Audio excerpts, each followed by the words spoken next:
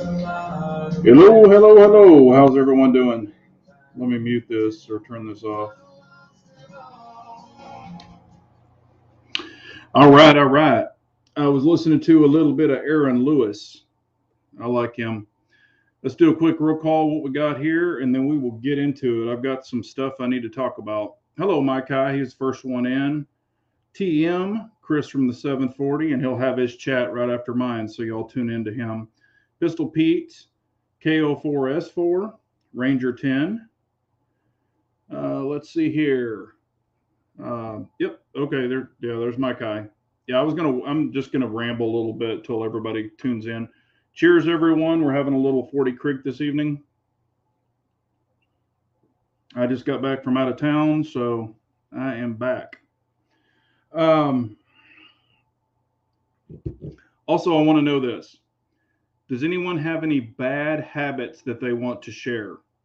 I mean, it could be smoking, drinking, but it's a habit.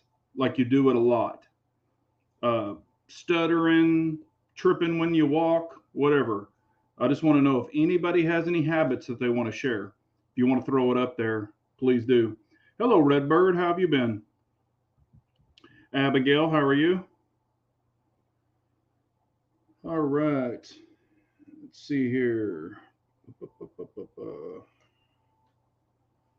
Y'all probably heard that the Fed raised the interest rate 3/4 of a point today. That's the highest they've had to raise it since 1994, which is crazy. If y'all follow the interest rate, some people don't, but I kind of do. Investing and stuff like that, man, you got to know because you're going to get killed. Let's see here. Hello, Milkman.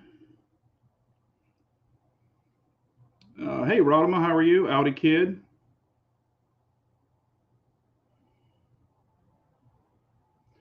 Let's see here. Ranger is saying the January 6th hearings are the biggest joke in American history. I agree. They definitely are. What about all the looting and billions of dollars of damage? Theft, burning down businesses. I don't care about anything like that. Yes, I agree. The stock market is hard to watch. Yeah, 401k, etc. Woo, bad stuff. Bad stuff. Not fun. Not fun. Yeah, I got to where I don't even look at the stock market. I don't even look at 401k. I don't even do that shit because it's crazy. Hello, Casey. How are you? Eddie P.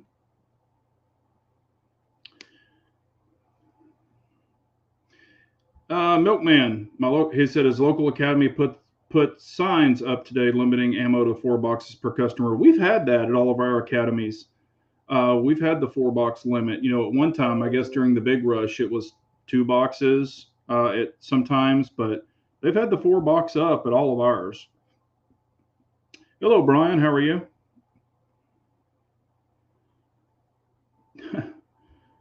Joe's a joke. We know that.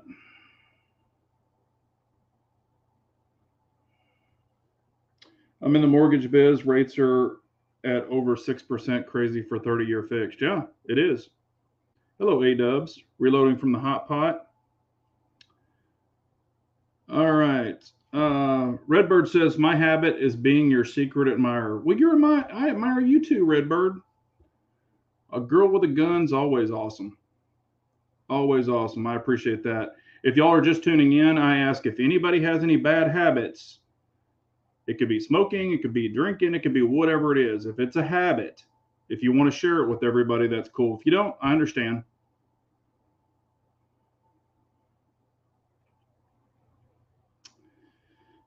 Let's see here. 1 billion more again to Ukraine. Print money, print. Yeah, it's insane. We don't even take care of our own shit here. And we're sending $40+ billion, ammo, everything. And I understand, they're going through a war. The way I look at it is we're going through a war too. We're going through a war of inflation. We're going through a war of not having our veterans or homeless. We've got, mental illness going on. We've got homeless everywhere. We've got drug problems, fentanyl, We've got immigration issues. Hell, I live here in Texas, and man, they're just flooding in. So we've got so much shit here. I mean, we're like a submarine with screen doors, and we're just sinking. And they don't give two shits about us. They just send all that money over there. You can't print money and not think you're I mean, it's basic economics 101. You can't print money. And y'all have heard the saying, you can't cash checks if you ain't got money in the bank, or you can't cash checks that you're at, or you can't write checks that your ass can't cash. I mean, that's what we're doing.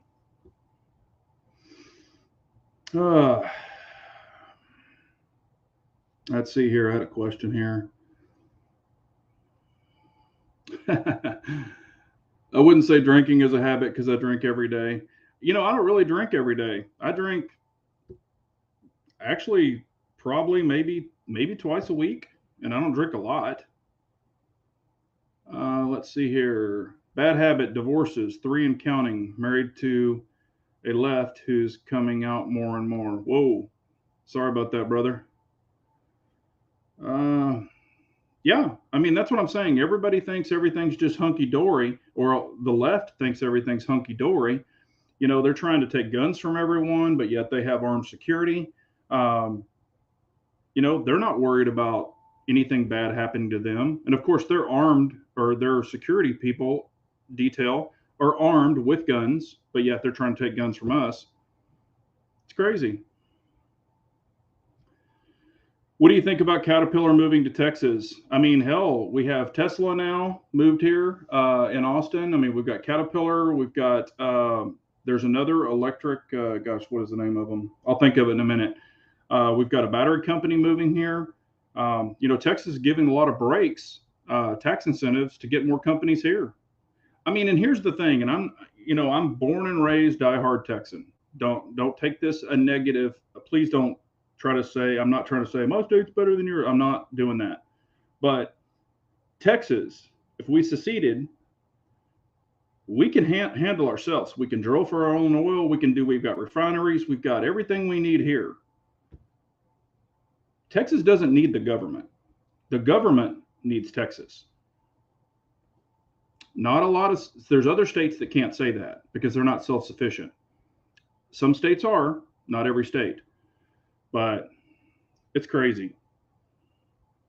We don't need the government. Ben Smith, he is saying, occasionally I drink. Yeah, and that's me. I drink occasionally. Rabbi, I'm currently taking down my new Urban Gray Shadow 2. Everything is hunky-dory. All right, man. Congratulations.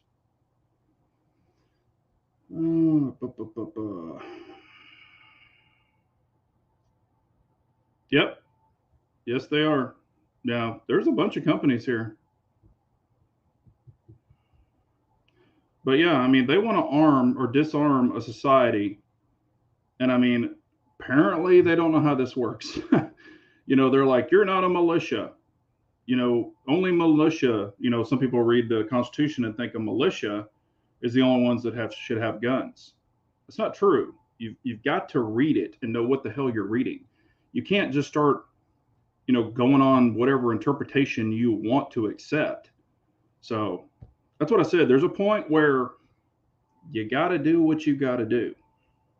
So they're going to, do this. But to the point where it goes, their mouth's moving, but you can't hear nothing. I mean, you blocked it out. And that's pretty much where we are and where we've been. Rabbi says, I forgot how to take down a CZ. Please help. Pull your hammer all the way back. Drop your mag. On the slide and the bottom of the frame, you'll see 2 little lines. There'll be a line on the slide and a line on the frame. Pull it back to where those lines meet up. Just kind of pull it back with one hand and then pop your pin out. And then the slide will come right off.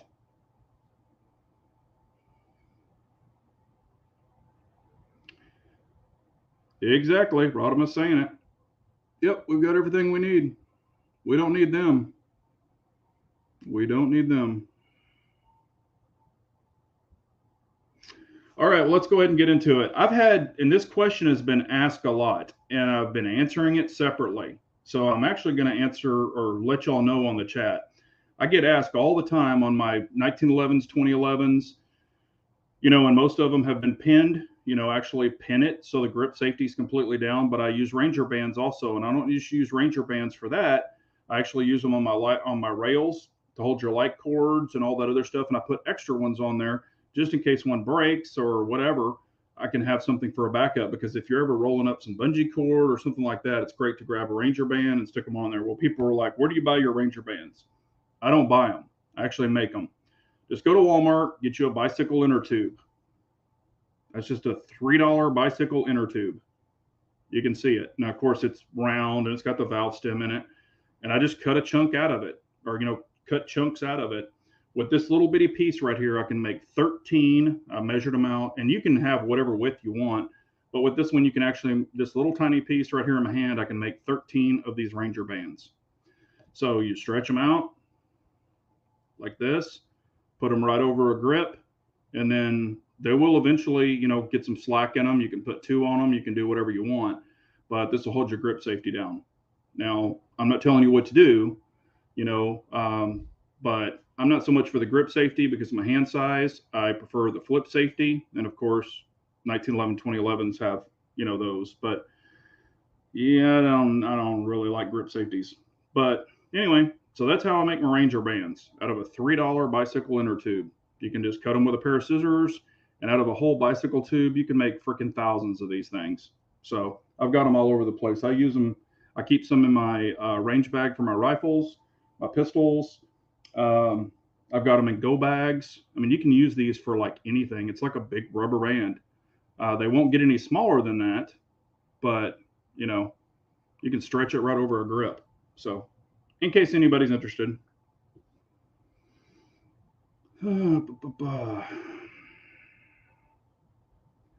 Yeah, Dennis, I mean, we have had failure with our grids. Now, they're telling us that's not going to happen anymore, but shit happens. Look at it this way. Here's the thing.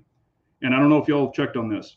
California is having all the green energy cars and the electric this and electric that. Well, since everybody's been buying all the electric cars, and I'm not making this up, you can actually read it. They're going to have rolling blackouts this summer, and have already started having some of them in other areas. People cannot charge their cars. They can't run their AC. They can't do shit. And the people are pissed. They go, well, we bought an electric car, blah, blah, blah, blah, blah. That's what I'm saying. They're not set up for it, but yet they're pushing it. It's the same everywhere else. You've got to have all that shit set up before you start pushing other things. And y'all probably know a little bit of my industry, but you might Google electric car fires. You might just want to do that. Batteries are really bad. They have lithium in them. Very difficult to put out battery fires. And let's just say there was a gentleman in a Tesla, and he was at a stoplight. His car caught on fire. People were trying to help him. Once the car caught on fire, it killed all the electrical. He couldn't open the door.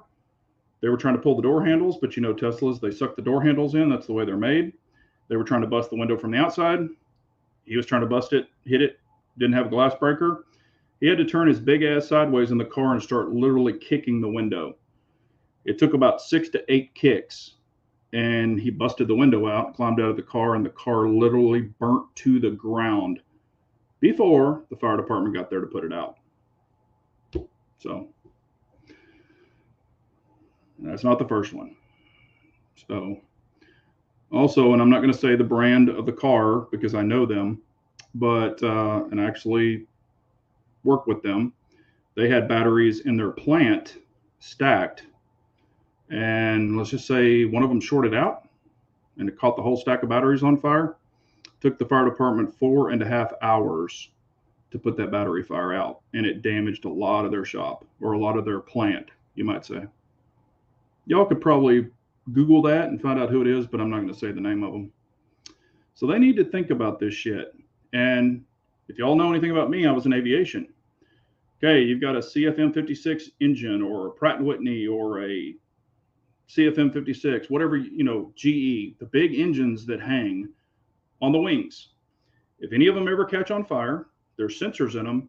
It automatically floods them. It extinguishes them. That's what it's designed to do. But it powders the engine, will control the burn, but they'll have to kill the engine or the engine will kill itself. And they can still fly with one engine or even a tail engine and a wing engine on the opposite side. They can still fly with that. I don't know why in the hell, and I could probably be a rich man. I don't know why in the hell in the battery packs on these cars, because the whole bottom of a Tesla is batteries. I don't know why they haven't set up a fogging system. So if it senses a fire, it automatically kicks them on and just blasts the batteries. I mean, that seems kind of like basic 101 electricity to me. But what do I know? I don't know anything. Wouldn't heat shrink work better? Actually, heat shrink will break. Anytime you heat up heat shrink, if you know anything about it, it's not for a movable or something that you're going to put your hand on it when you melt the wire or put the heat shrink over it. You've heated it, it sucks down on it. If you bend it or move it, it can actually crack. So I wouldn't heat shrink your grip down. Or put it this way, heat shrink on wiring will do that. I've seen it a lot.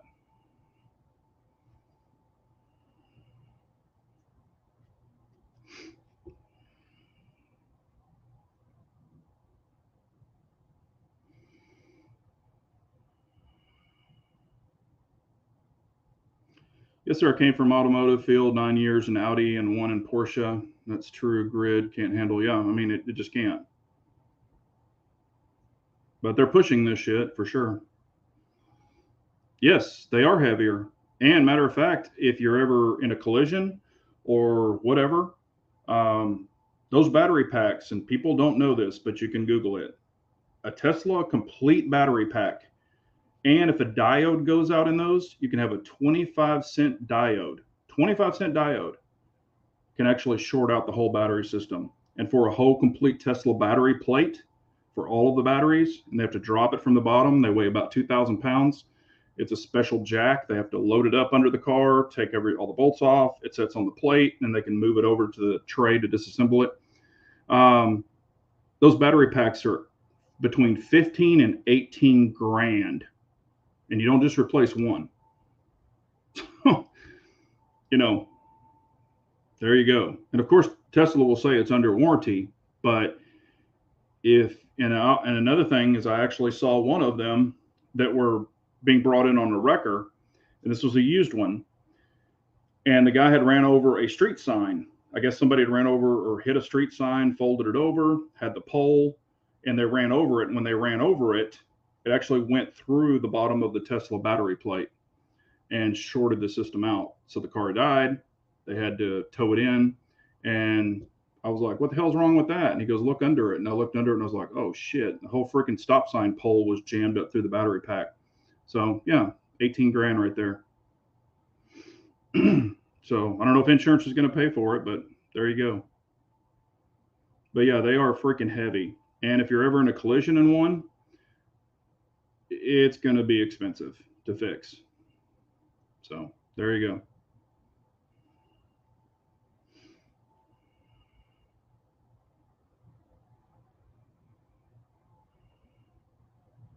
No, I agree, Bald. I mean, I've used a lot of impacts and stuff, and I know you do too in your trade. And I've smoked some batteries in this battery pack in your electric drills. I've smoked some batteries. I've actually had them. I was running a drill and I had sparks flying out of it, and it just freaking shorted out in my hand. I had to rip it off the drill and throw the damn thing, and it was just sitting there flaming. So I've had that happen before. And yeah, you could go dump water on it because it's so small, but battery after battery after battery, it's not easy to put out.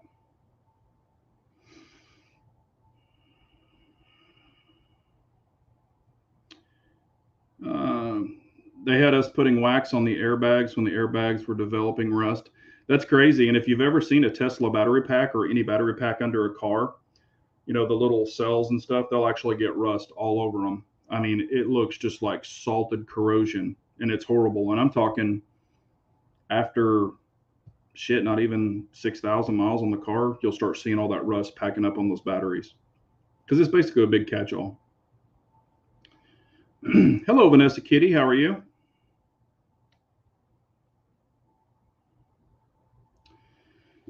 They can replace individual cells and battery packs on Tesla. In theory, you can do the same with power tools. Yes, I mean, I agree with that. I just know that, if one battery shorts out, it can, if it's on a series or a parallel circuit, depending on how it's wired, it can actually short out either the battery next to it or whatever, and then they have to disassemble the pack. And you can fatigue the other batteries. You could take out the ones that are damaged, put new batteries in. Now you've got fresh batteries. It's kind of like if you're building an engine and you do a lower end where you're doing main bearings and things like that. Well, now you've got a strong lower end, but you've got a weaker top end with your valves and stuff. So usually if you're going to do a lower end, you just need to do a whole rebuild on the whole engine or short block it out. Let's see here. Also, I don't know if you heard, did you hear that Mr. Fauci tested positive for the cough? He's got the jab and the 2 booster jabs, and he got the cough. I don't want to say the word because they'll probably delete me. But I don't know if y'all heard that, but they announced it today. He's feeling a little tired and under the weather. So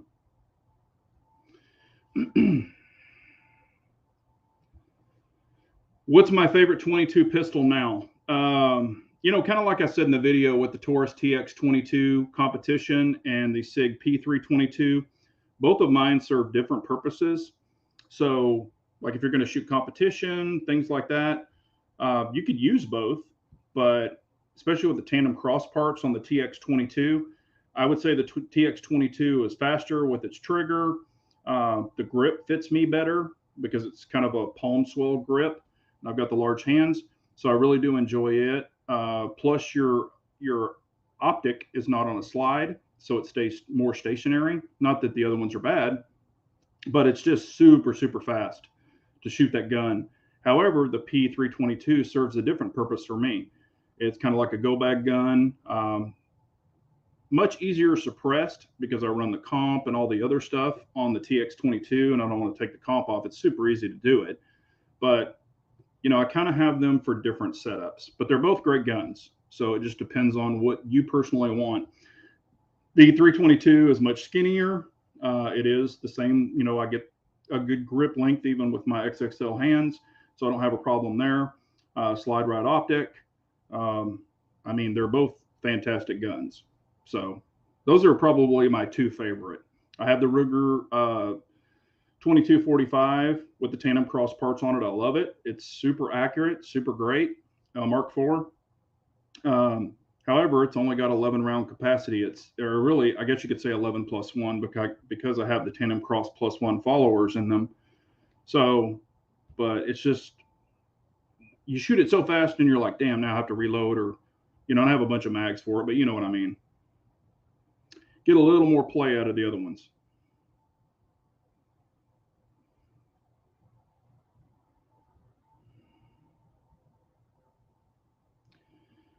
Yes, and I actually had that down here.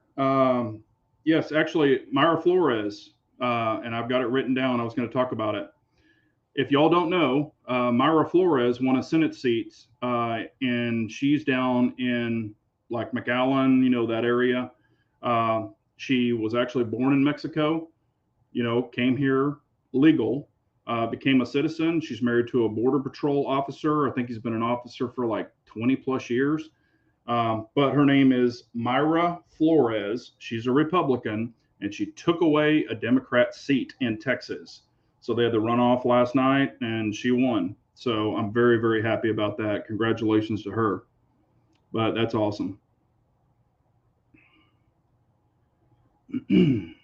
IBG is saying, Big J, I know you have mentioned Lancer mags before. Have you used the translucent mags? If so, have you found them durable?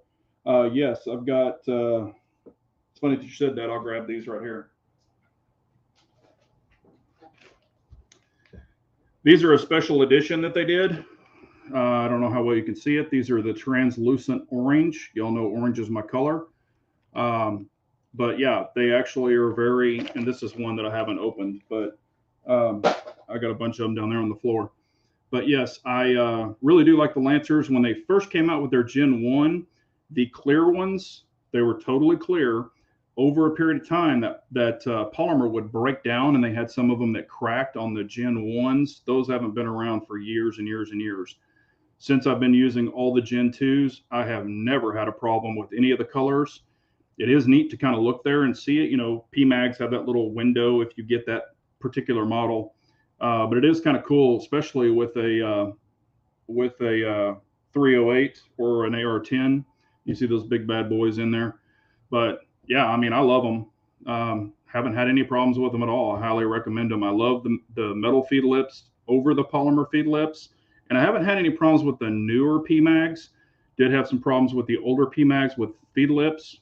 If you would have like 10 or so in there and you would drop them on like hard pan ground or concrete or something like that, I had some feed lips that chipped off, and one of them broke a big old piece off, and it just dumped the whole mag. It didn't blow it out from the back, it blew it out from the top. So, and I've never had that happen with a Lancer, but that was the older PMag, and I haven't had any problems with the newer PMags either, but I still prefer Lancers in my personal opinion. Yeah, I have it's funny you say the purples. I've got the purples, the green, the orange, the red, and I think, was there a blue one? I think it was an old blue one. I think I have a couple of the blue ones. And I've got some gray smokes. I've got the FDE. And also I have the 20 rounders because in some of like the PDW guns, the ones you're really packing small, the 20 rounders work really well. So I've got a bunch of the 20 rounders too. And Lancer didn't send them to me. I bought them. So I'm not trying to, you know, shill for Lancer before somebody says something. Chris is saying Lancer mags are great. I've used them in 3-gun and rifle series matches, dropped them on concrete and gravel many times. Yeah, I mean, you can look at some of mine and they look like they got drugged behind a truck. Oh, Scott's saying if you find them, the neon green winter mags will glow under black light. That's cool. I haven't, well, hell, I've got some green ones. I don't know if they're, yeah, they're neon green. I didn't know they were called winter mags though. Where the hell are they? Oh, they're in that box. I don't really have a black light though either, so I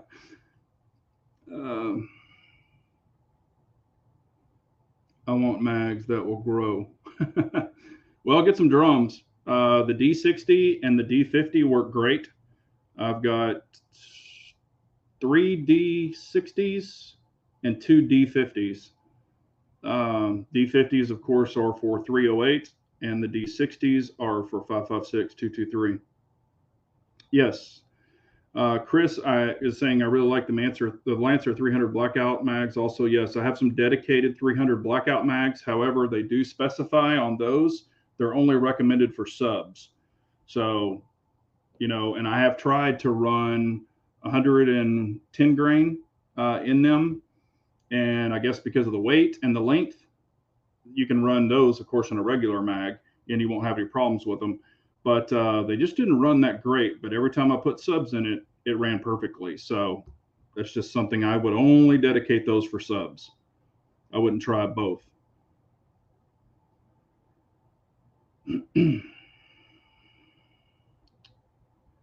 Let's see here. These are the ones that are nuclear green. The winter part was a typo, damn voice to text. Okay, I gotcha.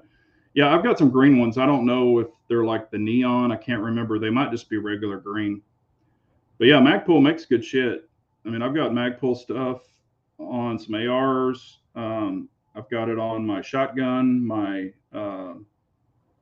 590A1. I don't know if y'all have ever seen it, but it's got the bright orange stock and it's got the bright orange pump or the deal. So it's bright orange and black. And orange is supposed to be less lethal, but mine's plenty damn lethal.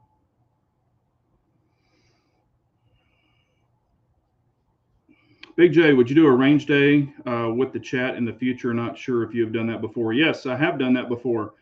I actually was live at the range, I had a bunch of guns and I was shooting them and I was going through stuff and showing everything and I was live and did all that. And of course, they counted that as a live chat and I had a bunch of guns. And so they demonetized the chat, that particular one, they demonetized it 100%. And then they came back and said that I was in, what was it? I was, oh God, I can't remember the exact nomenclature, but basically I didn't abide by their rules because I was playing with guns on a live chat. And so they deleted the whole video. And yeah, you could hear it. Matter of fact, I think I was the only one in there, but I had two 308s. I had AR-15s. I had a bunch of pistols, 9mm, 45s. I brought a ton of shit. I thought, hey, that'd be cool. No, it was over pretty damn quick. It was about 40 minutes worth of shooting. Yeah, and the aluminum mags, I've got, oh gosh, what are they? Dura something mags. I've got a bunch of those. I've got some red anodized. I've got some gray ones. I got some black ones. And the aluminum mags are great too. And they're very light if you really want to load up. All right.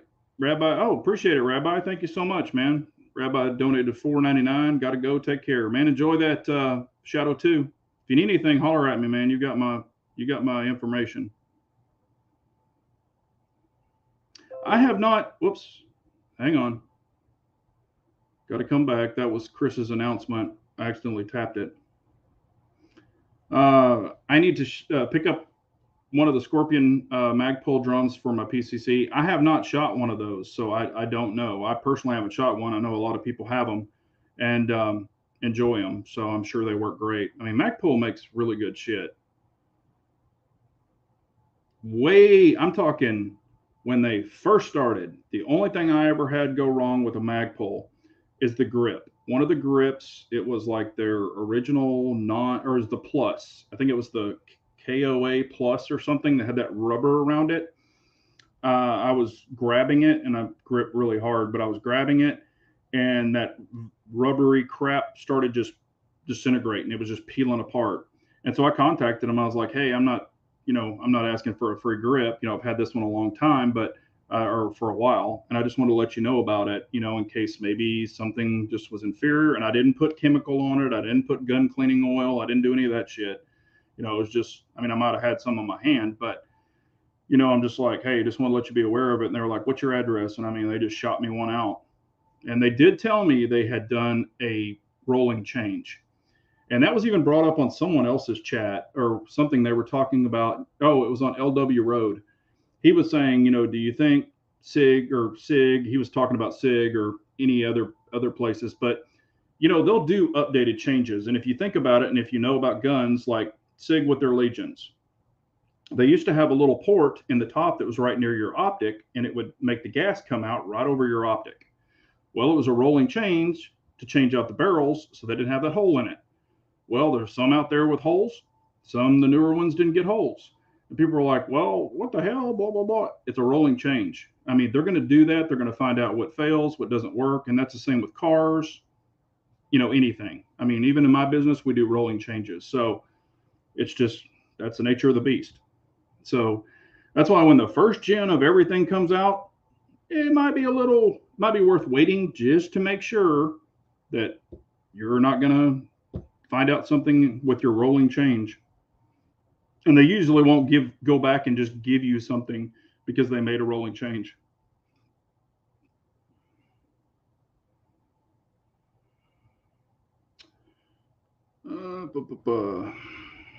Let's see here. I have other stuff too. Let me mark these off so I know that I talked about them. Anybody else have any bad habits that they want to share with the group? If you don't, that's cool too. I'll go ahead and share my bad habit. A lot of people don't know it, but I dip. I've been dipping for a really, really long time. I started when I was 10 years old with my grandfather, and I was dipping and chewing. It's not healthy, I know that, and I make sure and go through all the proper things. But one time I ended up with leukoplakia, so they had to carve a bunch of shit out of my mouth. But it's a habit. It's not a good one. Don't recommend it. But I quit. I started when I was 10. I quit when I was about 35 for about 5 years, and then started again. So, and I've got them in now, and you don't even know it. So that's my bad habit. Drink occasionally, eat bad food, but that's not a habit. But the snuff and chewing tobacco, so to say, is my boogaboo. So I've never really gotten into smoking. You know, we all tried it when we were younger. It just wasn't my gig, but definitely have been a dipper my whole life, other than 5 years. So not good, but it is what it is. I have a gun addiction. I think a lot of us have that. So let's see here. SIG keeps you on your toes. Sometimes they go on their own. Yeah, and I've said this many times. If y'all all follow me, I've said this. SIG, you know, they come out with new products, and then we are their beta testers. You will hear Phil Strader, and I know him personally. I've met him, talked to him, nice guy. But you know, people, they will say we put 50,000 rounds through these guns, and we put 90 million rounds through these guns. You know, they all manufacturers say that. I'm kind of like, okay, but they get them out there in the wild. People start seeing things, complaining. They might see some things come back, but on a lot of new guns, I'm not just picking on SIG. On a lot of new guns, we are their beta testers.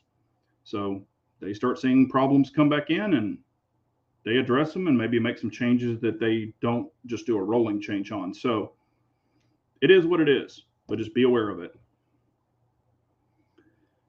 Have a gun broker addiction. Have you thought about quitting the dip again? Yes, I have. You know, I'm like I said, I'm not saying it's good. I'm not recommending people do it. I'm just sharing something that y'all don't know about me, you know. But yes, I have thought about quitting again. I've tried chewing gum. I've tried doing that. And, you know, I do a lot of driving. I even, if y'all follow me on the community tab, I filled up Monday morning, drove. I filled up Tuesday afternoon. My truck is not a small truck. My tank is not a small tank. And I will not let it get below a quarter, you know, maybe a little less than a quarter of tank, because your fuel pump and your fuel sending unit is inside of your tanks. Well, guess what cools them? Fuel. If you run it too low, you'll cavitate your pump, or cavitate your bladder, so to say. It's your tank, and it will put excessive heat on your pump and your sending unit, and it can scar. Trust me, I've changed many of them over the years, and it's because people run them low all the freaking time. So keep your gas tank at a quarter tank of fuel.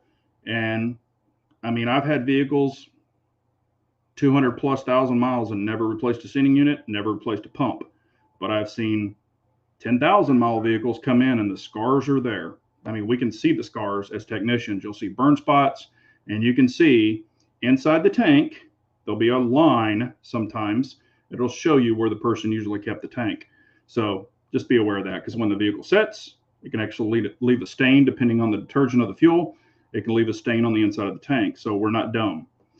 And also, we can plug up the OBD and we can find out how much fuel you usually keep in the car.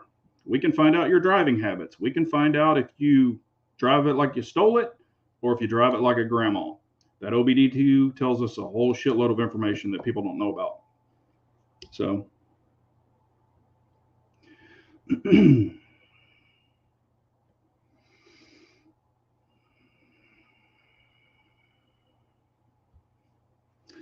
speaking of SIG MCX 300 Blackout or Daniel Defense DDM4 PW or PDW 300 Blackout. If you've ever shot an MCX, they are a little heavy.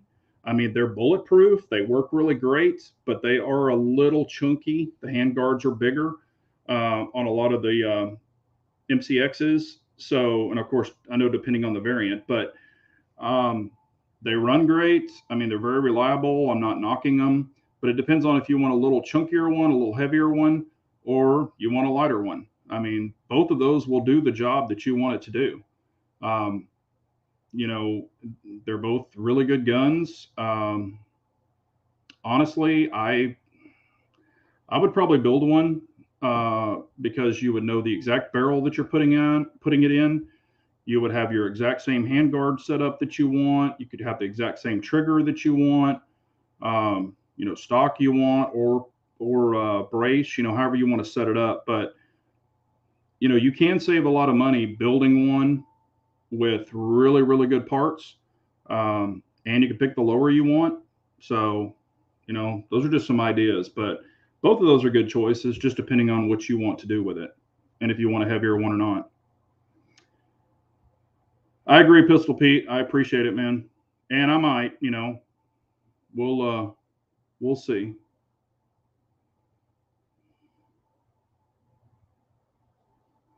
Yes, sir. It gets burnt. Laugh out loud and don't double click when you pump. Yep, yep. He's exactly right. When the pump shuts off and you see those people still clicking and clicking, trying to get that last dollar of fuel in there, it doesn't go in the tank. It actually goes into your charcoal canister, and that's part of your evaporative system. And when that charcoal floats, it causes your check engine light to come on, things like that. So he's exactly right. It's a freaking mess. And those little canisters are not cheap.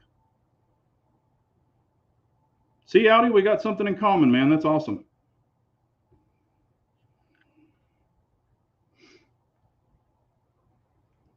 Guy comment is saying, smoked Marlboro Reds for over 40 years, quit 7 years ago because I felt like crap, feel much better now.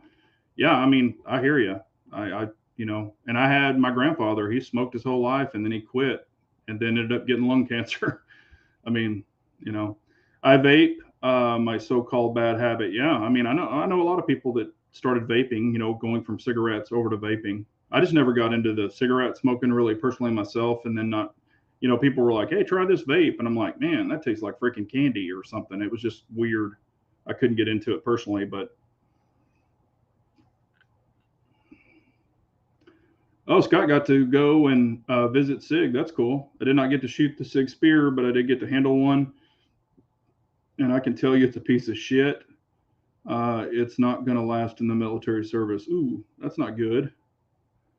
That's not good.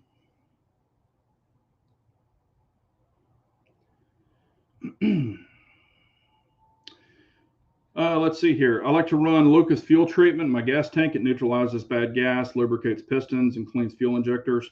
Yeah, I mean, a lot of the additives, some people will really knock the additives. A lot of the additives nowadays are actually really good, and they will. Now, to clean your fuel injectors properly, you need to hook up a pressurized canister direct to the fuel rail and blow those injectors out. Audi Kid will know this. That's definitely for the injectors, and then actually clean the throttle body. And anybody can clean a throttle body. You don't even have to remove the damn thing to clean it, unless you want to put a gasket on it. But clean out your throttle body. You can open it up. You can see all kinds of muck and carbon and shit in there, and those things get kind of sticky. So you can spray and scrub them with a toothbrush. I've done that before. Also, I do want to let y'all know this. Please be aware of this, and I want to state this. If any of y'all need oil filters, air filters, cabin air filters, go buy OE if you can find them. But you better buy 2 or 3 of them because they're on intergalactic back order. Nobody can get them. And I'm talking about all of your OEs, Ford, Dodge, Chevy, all of that stuff. And some of the aftermarket ones like it, Pep Boys and all that, they're complete shit trash. So buyer beware. But they are on back order because 90% of those come from China, and dealers do not have them to service their customers' vehicles. So, and don't buy the aftermarket oil filters. They don't have poppet valves in them. And what I mean by a poppet valve on your OE, when you shut the engine off, the poppet valve closes and it keeps oil at the top of the heads. So you never have a dry start. With your aftermarket, they don't have poppet valves, so everything drains down to the oil pan, and when you start your engine, it's metal on metal until it pumps the oil to the top of your engine. So All right, there was some other things. I've already talked about that. Okay, speaking of, and I wasn't aware how many people, I guess, weren't familiar with this, so I wanted to bring it up. A lot of people have AR-15s. A lot of people do, whether it be a 16-inch AR-15 pistol, whatever it is, 223, 5.56. Okay, here's the great thing about those. You can get a 30 caliber round on your same lower. Okay, and how you do that is you can either buy a 300 blackout completed upper, or you can build a 300 blackout, of course, with the barrel, with the handguard, all of that stuff. So, and you can snap the 300 upper on your AR-15 lower, and your charging handle works, your bolt carrier group works, and your mags will work to have a 30 caliber round. Because I have a lot of people say, hey, I live in a state where, I can't have an AR-15, or I have an AR-15, but I can't have a bunch of guns. Buy a 300 blackout upper. You can't do it with a 7.62 by 39 on an AR-15 lower. However, you can do a 300 blackout. Now, and here's another thing, if it's a 300 or if it's a AR-15 rifle, I'm talking 16-inch barrel, you have to put a 16-inch 300 blackout upper on it.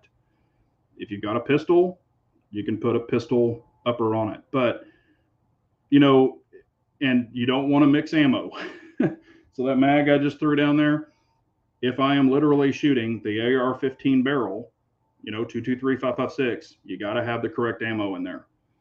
See, if you put, 223, 5.56 through a 300 blackout barrel, you're going to blow the barrel up and damage your gun.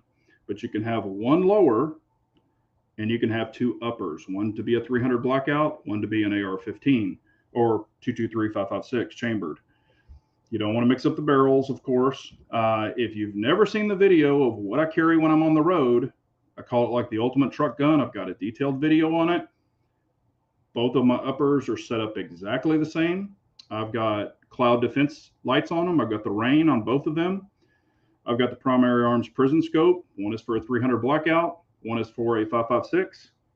I've got the same cherry bombs on both. One is for a 5.56. One is for a 300 blackout. I've got separate mags loaded for each in the bag and one in the gun. But you're using the same lower, same trigger, same safety, but you've got two calibers in one, and it's all in the same bag. So something to think about. Depends on what you're going to do, but I carry that with me because if I'm ever like in Oklahoma or whatever, and I want to go to an outdoor range, it's cheaper to shoot 5.56, 223 than it is 300 blackout. So I can practice with that designated upper on my same lower. But if I need to use it for something else, then the 300 blackout upper is going to be there, and there we go. But everything is the same handguard, BCM handguard. So all of that is exactly the same. I've got my little, what do you call them? So your hand doesn't slide back, your slides or your hand stop. I've got hand stops in the exact same position on both guns. So when I grab one, they both feel exactly the same. They both have the lights set up exactly the same. They both have the prism scopes exactly the same. So there are no difference, and they are marked. When you flip it down, your dust cover, it says 300 blackout on the outside. And the way that I camoed or had these designed is the blackout version on the handguard is dominantly black. So when I look at it, I know it's the 300 blackout. And the other one, the 5.56 223, has more copper in it, a lot more copper. So that tells me right there that's 5.56 223. However, the lower, when I built it, we melted in both colors, so it looks good with each upper. So it was a custom done. I had it done by Fire for Effect. It has a customized serial number on it, so it has their lower because they're a manufacturer. It's specially done for me, and their uppers, just their, not the whole rail, but just the upper receiver, they custom mill in house. So it matches perfectly, but I basically have two custom uppers and one custom lower. So just wanted to share that with you. But you can have a AR-15 and run a 300 blackout upper. And the way that I set mine up, if one is on the gun, it has a charging handle and a bolt carrier group in it. The other one has the same bolt carrier group and the same charging handle already loaded in it. So if the BCG fails, I've got another one. If the charging handle bends, I've got another one. I've ran the best, and I have a video way back. I've ran some of the best charging handles, and I've bent some of the best charging handles. And once you bend them, you can't get them back in the gun. So have an extra charging handle with you. Even if it's a mil-spec piece of shit, at least you've got one in your bag. Because I have bent them. So when people say, oh, you can't bend these, bullshit, you can't bend them. You can bend them. I bent a Radian. I've got those big old, monster hands, and I've bent some shit up, so it can happen. But that way you get two guns in one. So a lot of people, I've had so many people go, man, I want to do this, but I want to buy a whole gun. Well, you don't have to. Just get an upper. And you can get Aero Precision. They're already built. You just order it. They ship it right to your door because it's not a serialized part. And you basically now have a 300 blackout. Also, the neat thing about 300 blackout is you can run 90 grain all the way to 240 grain through the same damn thing. Now, you're going to get more drop with the heavier bullets, but you can compensate for it.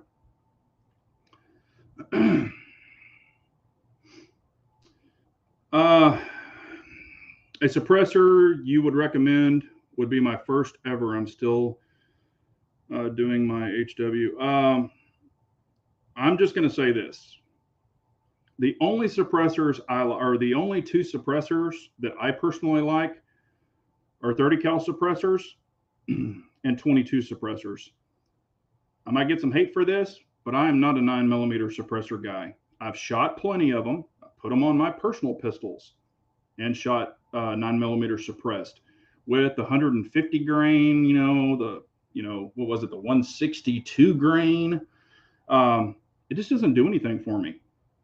9mm suppressed, and now of course on a PDW, like if you're running it on a small PCC, that would be cool. But pistol cans on a 9mm or 45 or whatever, they just don't do shit for me. On a 22, they're fun as hell. I love them. And then on rifles, I love them. Well, you start out with a 30 cal can. 30 cal will fit 5.56, 223, so I just move it over. I really like my Trash Panda. It's a Q Trash Panda. I love it. It's titanium. They're not cheap, but they're great. They can take rapid fire, full auto, all of that. I even talked to Kevin myself, and he said, you burn that thing up, I'll give you a brand new one. So, or, with my little serial number on it, of course. But so, and you can do it on a shorty. You can run it on a long gun, whatever. I've shot it on my 18-inch 308. I've shot it on my 12.5 308. Of course, my 10.5 300 blackouts, my 12.5 300 blackouts, 12.5 5.56, even on my 10.5 5.56. Mag dumps, never had an issue with it. So I'm not the suppressor guru. I'm just being honest with you because I don't have 9,000 of them like some people do, because I don't see a reason in that. It's just me though.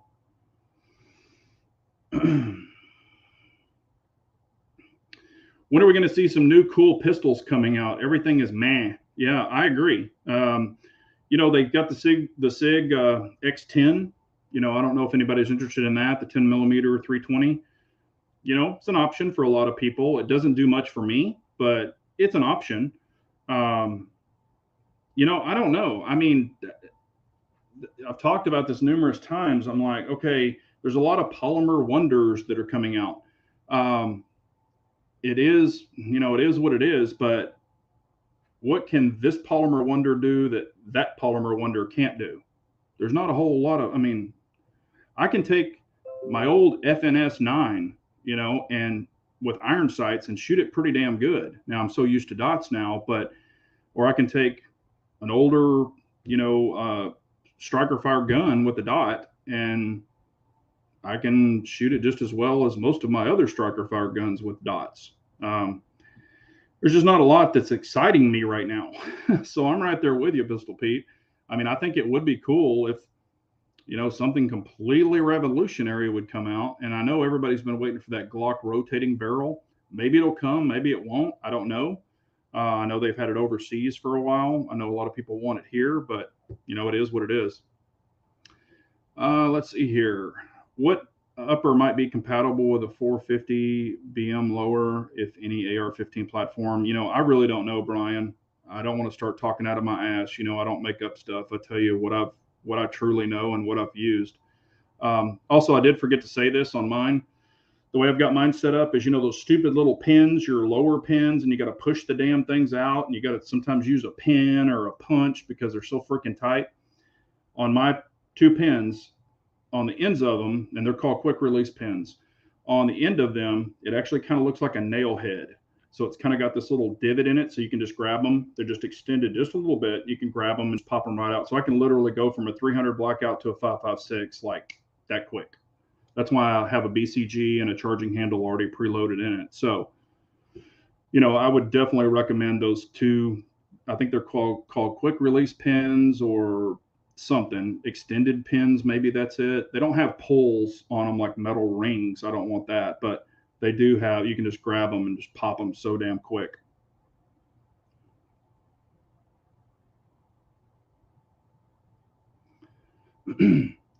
Big J, it's your fault that I want, or no, that I now want guns I can't afford. Man, I mean, I look at it this way, and this is just me, and I've been around that circle. I've shot, I've owned so many freaking guns. I still own so many freaking guns, but I've done that circle, and I guess probably maybe the age that I am and what I like and what I've tried and all of that other stuff. It's just like, and y'all will have to stay tuned because I told you I have some information for you. Uh, they have it now. I'm not going to say what it is, but they have it now in their hands. He is supposed to look at it Monday, and we will find out what they're going to do about it. And I'm going to take you, it's going to be a video where I'm sitting there talking. And then whatever the outcome of this is, I'm going to tell you from what I started experiencing all the way to whatever happens. So it could be a long video, but I'm not going to leave one thing out. So I just don't want to tell you right now because I think some of them follow my channel, and I'm not trying to say I'm a YouTuber and all this other shit. I'm not throwing that up in their face, but I just want to see how it's handled.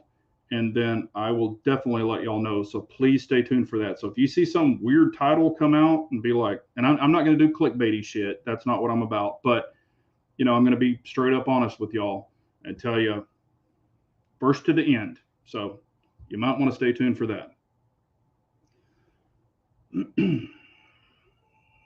Let's see here. I've taken deer, coyotes, and raccoons with my Glock 40 10 millimeter. Yeah, hell, I've shot coyotes with a freaking 22 before. So yeah, I mean, it's all about where you hit them. We all know that, but I've had hell, I did that back on my grandfather's farm. We used to kill coyotes because they'd get in there with the calves, and yeah, we just sit there with my old Winchester, had a little scope on it. And what's funny, it's a Leopold scope. So this thing is like from, holy shit, what is this from? Like the 70s? It's a Leopold scope, and all the little eye relief. These were like those little shit scopes, but back then it was high dollar, but it was a little shit scope compared to what they have now. It's night and day. I mean, hell, my 22, I've got the Vortex Diamondback on my performance or my precision 22 gun. That thing is like with the sunshade, it's like this freaking, I mean, it's like, I'm trying to get in the camera. The damn thing's like this long with the sunshade. This other scope's like this big, and it's like that big around. I mean, and now I look through it and I'm like, what the hell? I mean, I can't even see through it. They're just so funny. But yeah, just it's fun shooting coyotes because they will mess up some calves. I mean, they'll pack hunt them and they'll kill them. So yeah, you definitely don't want them on your land.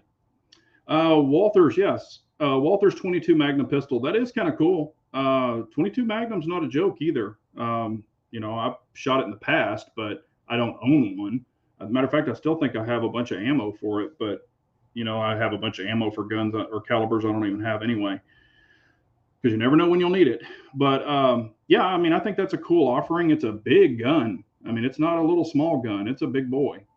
But I think it's kind of cool. I mean, if that's what you're into, it is much cheaper to shoot 22 LR than it is 22 Magnum. Hell, I've seen some 22 Magnum going for like $39.99 a box of 50. I'm like, good Lord, that's crazy. But not a lot of places have it just laying around now. I mean, Academy has some of it, but I'm talking about gun stores where I saw that price, and not at Texas Gun Experience. It was at some generic gun stores. Ranger says, I'm a 10 millimeter junkie. I love that round. Everybody forgets the 10 millimeter came out in 1984. I think is when it was 1984 or 1983. Y'all can Google it if you want. I think it was 83, actually. I've shot the 10 millimeter. I've owned 10 millimeters personally. I had the Smith & Wesson, what was it, the Big Chief? I think it was called the Big Chief or something, stainless model, 10 millimeter. I've shot it, been there, done that, owned 3 of them. And this is just probably me, and I'm not saying anything's wrong with that round. It's a great round. And I owned, hell, 8 or 10 40 calibers back when that was the heyday. I don't own 140 caliber now. I don't care about them. I have a lot of ammo. I don't own any 10 millimeters now. I might still have some ammo, but it's probably from way the hell back. But for me, I don't have a personal reason. Yeah, I can go and shoot it, and it's like, hey, this is cool. But rapid shots, hits on target, 9 millimeters, much faster with me. I've proven it myself. And it's all about hits, where you get the hit. We all know that. But 10 millimeter, it's kind of like been there and done that. And I actually prefer, and I know it's slower, I know it's bigger, but I actually prefer 45 over 10 millimeter. Call me an old man, call me a fuddy-duddy, whatever you want. I still prefer 45. They made 45 because they don't make a 46. That's God's caliber. But I still really appreciate a 45. They're fun. I just so used to them. Really like them. Let's see here. Thanks, Big J. Changing to a local channel for a minute. Much appreciated. Hey, no problem. Thank you. I appreciate it. Yeah, and y'all smash those thumbs up, all that stuff. The algorithm, of course, helps. YouTube is, and I'm not trying to complain, YouTube has really been demonetizing all of all my chats. They've been demonetizing tons of my videos. Apparently, they hate me because I'm talking about what I talk about. But, I'm not in it for the money. Trust me, we don't make enough money doing this shit. Why do you dislike 40 Smith & Wesson? It's a great self-defense round. I'm not saying it's not. I just said I've had 8 or 9 40 calibers, and I've been there and done that. And yes, I shot a lot of 40 calibers. I will say this. For example, take a 9 millimeter shield, take a 40 caliber shield, pop them as fast as you can at 7 yards, as fast as you could pull the trigger like it's a bad guy, and you're dumping rounds into him. Look at your group. I'm just telling you.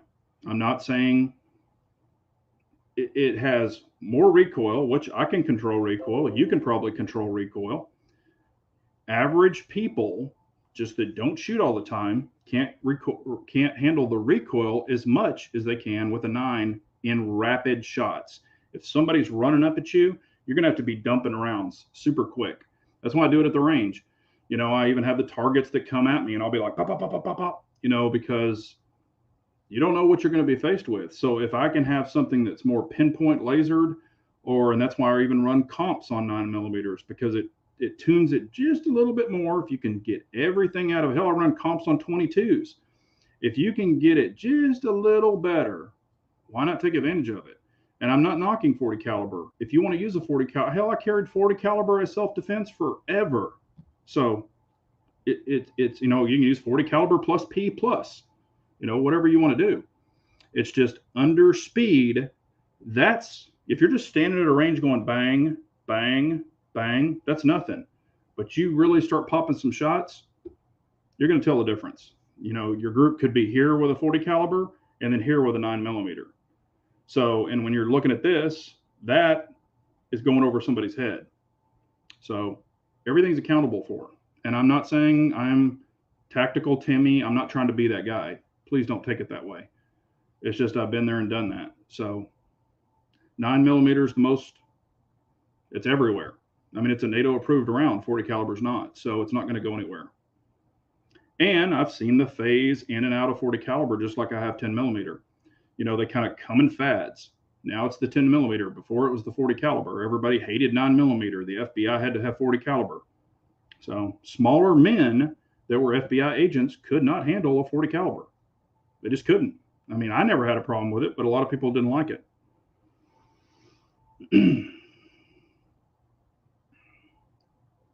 All right. Well, Chris is having his chat. I want to, I'll say this real quick.